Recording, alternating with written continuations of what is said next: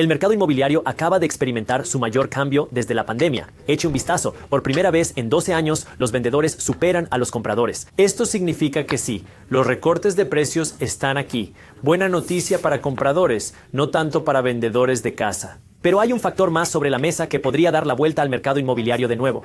¿Quiere adivinarlo? Tipos hipotecarios más bajos.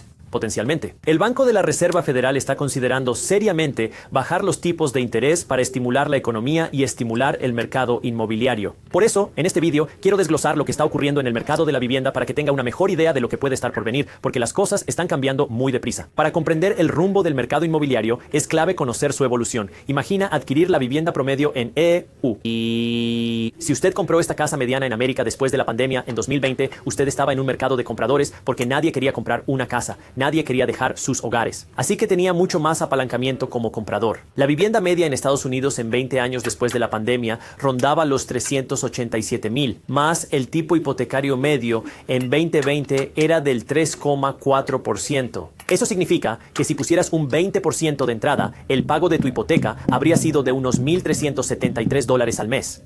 En el 21, el mercado de la vivienda dio un vuelco porque la gente no tenía tanto miedo de abandonar sus casas y quería aprovechar los bajos tipos de interés de las hipotecas. Ahora, todo el mundo y sus madres literalmente querían comprar una casa y estaban dispuestos a pujar por esas casas. De hecho, en el 21 asistimos a un número récord de guerras de ofertas, con gente que pagaba mucho más de lo que pedían por sus casas. Así que los precios de la vivienda se dispararon en 21. A mediados de los años 21, poco más de año y medio después, la vivienda media en Estados Unidos se vendía por $470,000, mientras que los tipos hipotecarios en Estados Unidos bajaban. El tipo hipotecario medio a 30 años era ahora del 3,1%. Ahora, si compras la misma casa mediana en Estados Unidos, debes dar un 20% de entrada. El pago de su hipoteca sería ahora de unos $1,816 al mes.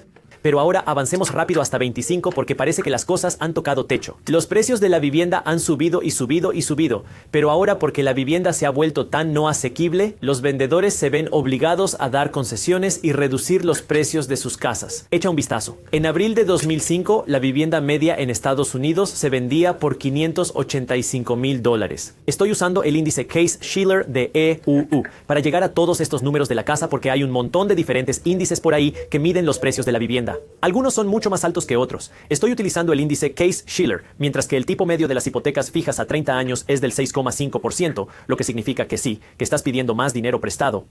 Pero también estás pagando más intereses para pedir prestado ese dinero. Así que si usted pone el 20% para comprar la misma casa mediana, ese pago mensual de la hipoteca le va a costar $2,950 al mes. Ahora puedes empezar a ver por qué la vivienda se ha vuelto tan inasequible.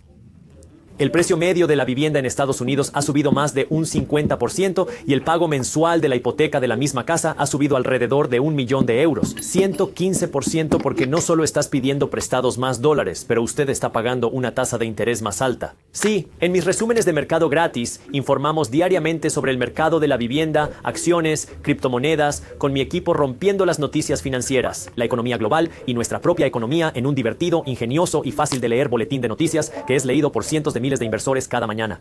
Además, cuando te unes a Market Briefs, también obtendrás mi clase magistral de inversión, donde desgloso el número 1, cómo puedes empezar a invertir y construir tu riqueza, sino también cómo mantenerse en la cima y encontrar oportunidades de inversión ocultas antes que nadie. Así que si quieres conseguir esta clase magistral de inversión más informes de mercado, todo lo que tienes que hacer es hacer clic en el enlace de abajo en la descripción. Y sí, el boletín y la clase magistral son gratuitos. Y para remachar la faena, también hay que saber que la renta media en Estados Unidos ha crecido entre los años 20 y 25 en torno a un 20%, lo que significa que el coste de la vivienda ha superado con creces a los ingresos. Y esto hace que sea muy evidente que sí, tal vez la vivienda se puso un poco demasiado caro, especialmente con las tasas hipotecarias subiendo, por lo que ahora la trayectoria del mercado de la vivienda es a la baja porque estamos viendo más concesiones de los vendedores.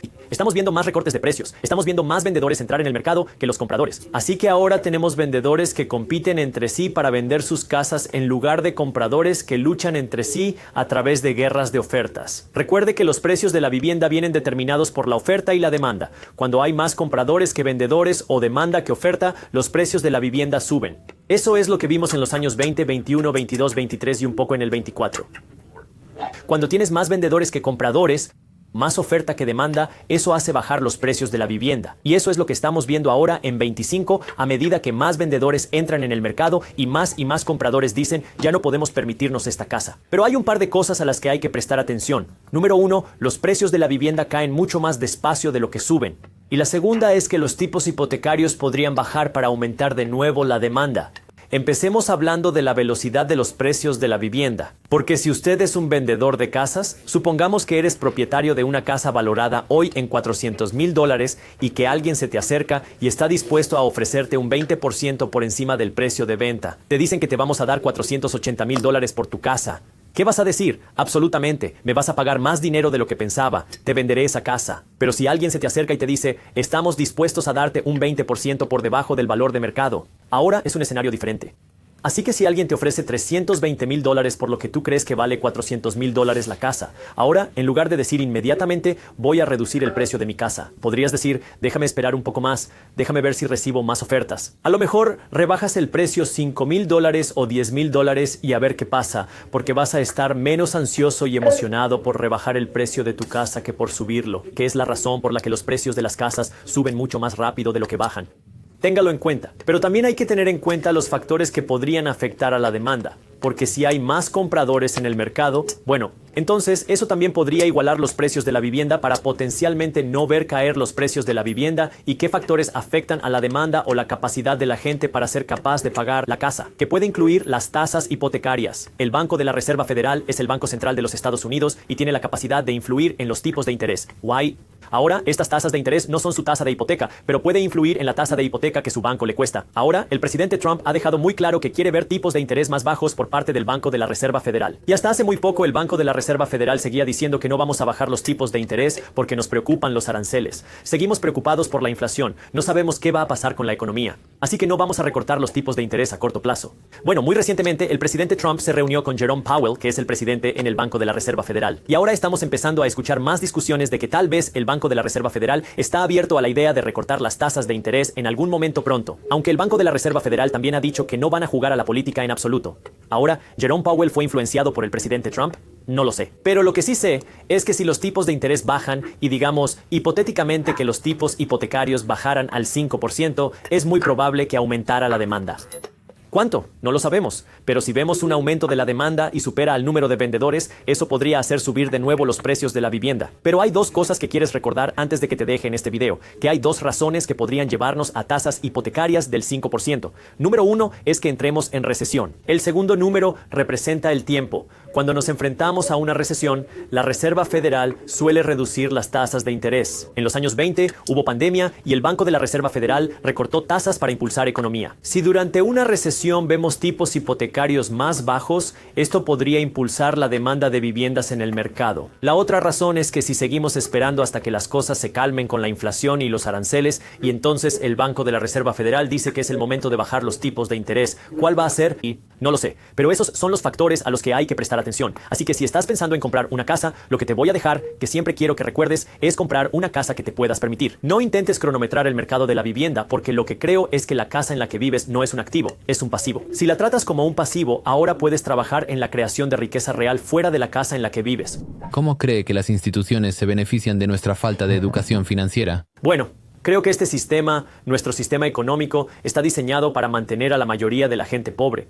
Y nuestro sistema económico está diseñado para beneficiarse cuando la gente es financieramente pobre. Ahora podrías decir, Jaspret, suenas como un teórico de la conspiración. Pues no lo soy.